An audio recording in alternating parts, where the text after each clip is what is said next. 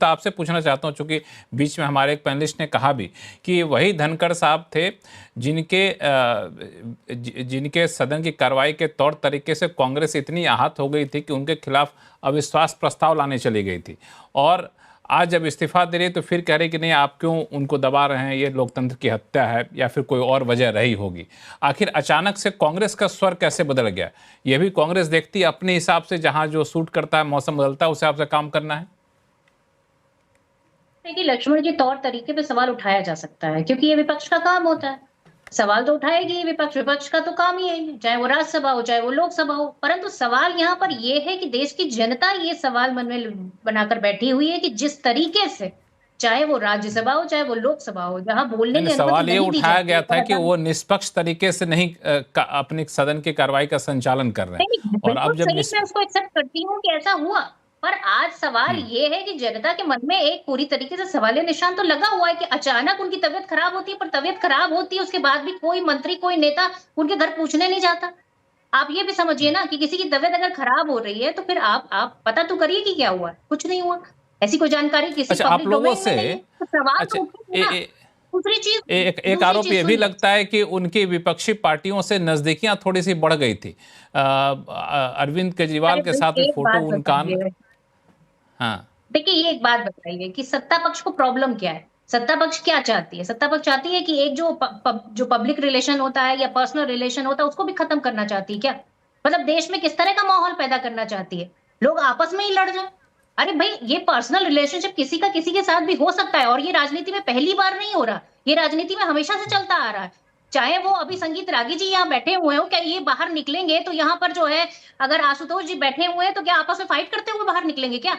मैं सवाल ये पूछना चाहती हूँ कि जनता के मन में जो सवाल है कि अचानक उनकी तबीयत कैसे खराब हो सकती है, अचानक क्या कारण रहे कि उन्हें इस्तीफा देना पड़ा, सरकार के मन में क्या है? यशवंत वर्मा जो जस्टिस हैं, उनके खिलाफ जो महाभियोग का जो प्रस्ताव लेकर आई थी, विपक्ष लेकर आया, क्या वो मुद्दा है? या फिर शेखर यादव मुद्दा है? या फिर उनके जो उन्होंने अध्यक्ष जी को बोलने का मौका दिया और उन्होंने जो मुद्दे उठाए उस वो मुद्दा है? आखिर मुद्दा है क्या? तो जनता तो ये जानना चाहती है। अब ये हालत ये है कि भाई ये तो शुतुरमुर्ग की तरह सरकार बिहेव करती है कि अपना मुंह तो सर रेत में डाल लेती है, फिर उसको बाकी सब कुछ सुहावना लगने लगता है। तो सवालों के जवाब है नहीं। आज ये बताइए कि प्रधानमंत्री जी तो देश से बाहर है। अब यहाँ पर ये पूरा मुद्दा ये उठ गया कि राज्यसभा में किस तरीके से कार्रवाई होगी और किस तरीके से चीजें होंगी।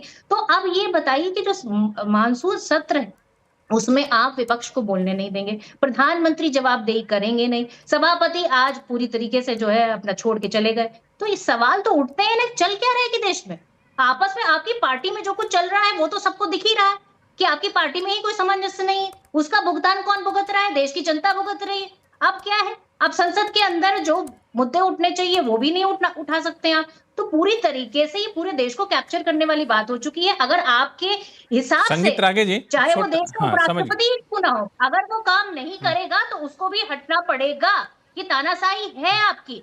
संवैधानिक संस्थाओं पर कब्जा हो, संवैधानिक पदों पर बैठे लोगों का कब्जा हो, पूरी संगीत तरीके रागे से जी, सरकार ये चाहती है कि संक्षिप्त में आप जवाब बाहर दे नहीं दीजिएगा, करेंगे फिर तो मैं सरकार डिसाइड आशुतोष जी करेगी। और विजय त्रिवेदी के पास जाऊंगा। ये ठीक है बात प्रियंका जी, नहीं मैं आपकी करेगी बात तो को ये नोटिस सरकार कर लिया। डिसाइड मैं करेगी। हाँ, संगीत रागे जी, दो चीजें, लक्ष्मण मतलब एक जी, तो कौन जो किससे बात करेगा जो ये सज्जन सरकार जी ने डिसाइड उठाया। करेगी, कौन गाड़ी कितनी पुरानी चलाएगा ये सरकार डिसाइड करेगी, कौन सी करेंसी इस्तेमाल करेगा ये सरकार डिसाइड करेगी। सरकार क्या डिसाइड करेगी, क्या पहनेगा क्या खाएगा, ये सरकार सब कुछ डिसाइड करना संगीत रागे चाहती जी, है। इस देश संक्षिप्त में में जवाब दीजिए, फिर मैं साधारण आशुतोष जी और विजय जी के पास जाऊंगा। लक्ष्मण जी, जी। कांग्रेस पार्टी संवैधानिक संस्थाओं के बारे में बात कर रही है, डिक्टेटर से। हम सब जानते थे कि ग्याली जैल सिंह के साथ कांग्रेस पार्टी और राजीव गांधी किस प्रकार से ट्रीट करते थे उनको। हम सब जानते थे मिसेस गांधी किस प्रकार से ट्रीट करती थी उनको। तो ये संवैधानिक किस प्रकार से जो किचन देखने वाले को राष्ट्रपति पद पर इसलिए आसीन कर दिया गया था ताकि वो 10 जनपद के अनुसार काम कर सके, ये सब इस देश ने देखा है। दूसरी बात जहां तक आती है कि भाई आप उन पर जो आज डिक्टेटरशिप का आरोप लगा रहे हैं, एकाएक आपका हृदय परिवर्तन इतना क्यों हो गया? उन्होंने तो नहीं कहा है, और आप उनके पत्र को जरा ठीक से पढ़िए। उनके पत्र को पढ़ेंगे तो उन्होंने ये नहीं कहा कि मेरा तबीयत आज खराब हो गया इसलिए मैंने इस्तीफा दे दिया। पक्ष का हो गया है कि अगर आप एक चीज उनकी नहीं मानेंगे तो आपका हृदय परिवर्तन हो गया, आपका काम खत्म है, आप जाइए यहाँ से। प्रियंका जी को सुन लेते हैं, इनकी बात पे सुन लेते हैं। एक एक करके बात करते हैं। जरा उनके पत्र को पढ़िए, और पत्र को पढ़ने से ये उन्होंने कहीं नहीं पत्र में इंगित किया है कि मेरा अचानक आज तबीयत खराब हो गई इसलिए मैंने इस्तीफा दिया है। उन्होंने कहा है कि चिकित्सक के सलाह पर हम इस्तीफा दे रहे हैं, स्वास्थ्य कारणों से दे रहे हैं।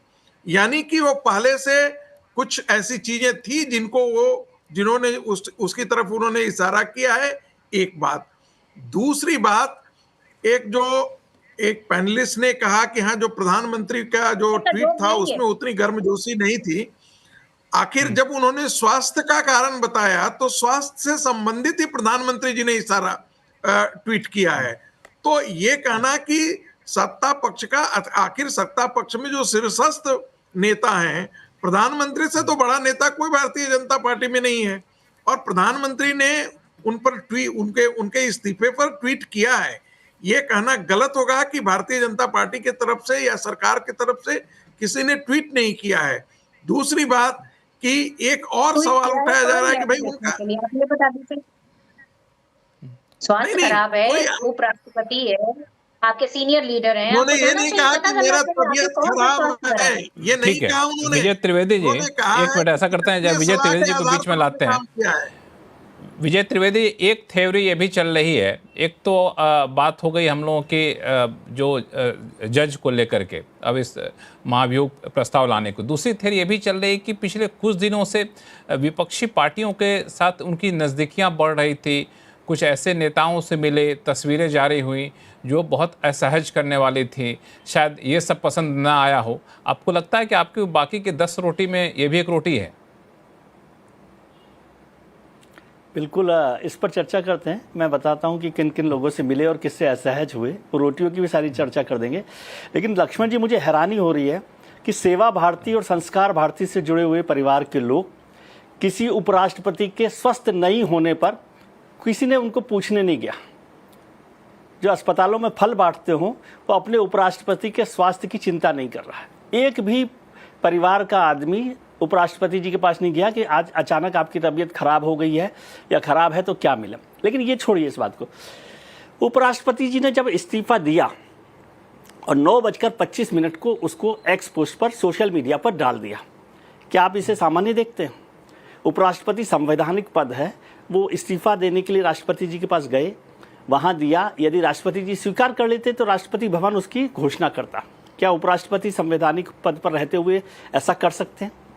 दूसरा सवाल, क्या उपराष्ट्रपति जी ने, चाहे वो नाराज हों, खुश हो सरकार के साथ, स्वस्थ हों, अस्वस्थ हों, और स्वस्थ हैं और कोई परेशानी नहीं है, तो जाहिर तौर पर उन्होंने प्रधानमंत्री जी से इस्तीफा देने से पहले बात की होगी। ठीक है, मान लीजिए प्रधानमंत्री जी से बात नहीं की क्योंकि वो स्वस्थ थे और उसके बाद भी उन्होंने बात नहीं की। वो राष्ट्रपति जी के पास गए। राष्ट्रपति जी के पास एक संवैधानिक व्यक्ति इस्तीफा देने जाता है तो क्या उनकी जिम्मेदारी नहीं होगी? या आप नहीं समझते कि राष्ट्रपति जी ने प्रधानमंत्री जी से बात की होगी? उसके बाद भी किसी ने भी प्रधानमंत्री जी, राष्ट्रपति जी, उपराष्ट्रपति जी, सरकार के संसदीय कार्य मंत्री, सदन के सदन के नेता राज्यसभा में जेपी नड्डा साहब, उसमें से किसी ने उपराष्ट्रपति से जाकर नहीं पूछा कि क्या ऐसी वजह हो गई कि आपने इस्तीफा दिया, और यदि स्वास्थ्य ऐसी वजह है तो स्वास्थ्य के लिए क्या करना चाहिए या आपको थोड़े समय रहना चाहिए। कोई इस पर चर्चा नहीं। संगीत रागी जी ने अच्छा किया कि नहीं किया, वो आशुतोष जी को अपना मित्र बताया। वैसे मैं उनको अपना मित्र मानता हूँ, संगीत रागी जी को। तो मसला ये है कि, और उसके बाद सुबह तुरंत में आप सोचिए कि ये पहले उपराष्ट्रपति होंगे जिनके इस्तीफे पर उनको भाषण देने का, आखिरी भाषण देने का मौका राज्यसभा में नहीं मिलेगा। उनके लिए फेयरवेल पार्टी नहीं होगी। ये सारा सम्मान है उपराष्ट्रपति के लिए।